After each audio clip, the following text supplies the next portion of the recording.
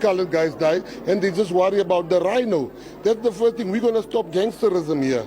We're going to give people the title deeds. We are going to make sure that nobody gets evicted anymore in the Western Cape. That is the number one thing we're going to do. Because when you evict people, you are empowering a gangster. And when you don't give, everybody says jobs, we're going to create entrepreneurs.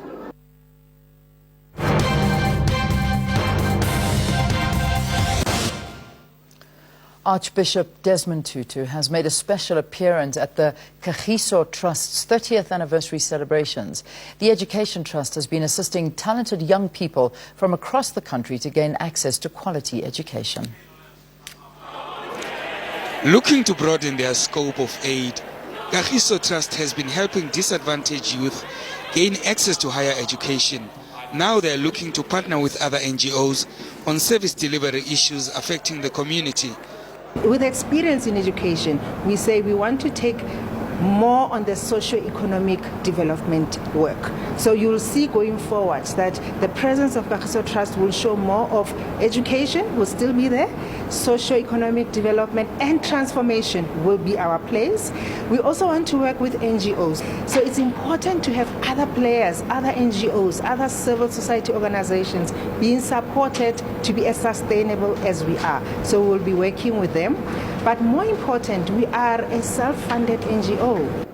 And I believe that we're going to step up the strategy to make sure we serve the people without a donor's money. We don't have donors. We live on our own assets. The Kagiso Trust is fondly remembered for its pioneering work in the 1980s and helping to establish the student funding scheme TEFSAS in the 90s, now known as the NSFAS.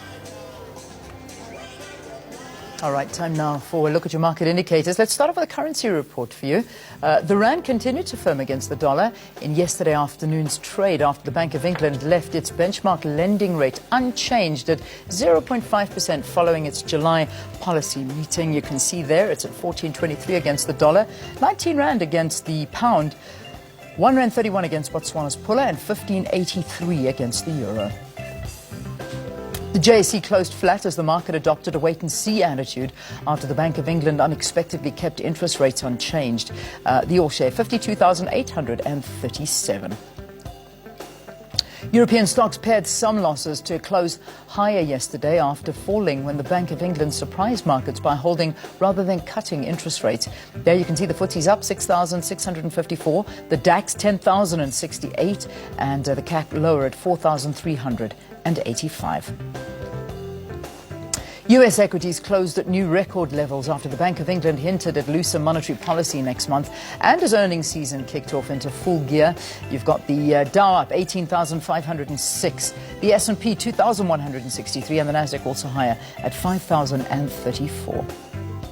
Asian markets opened higher this morning following another record close in US stocks and as investors digested data or a data deluge out of China. Everything's up. 16,575 is the Nikkei.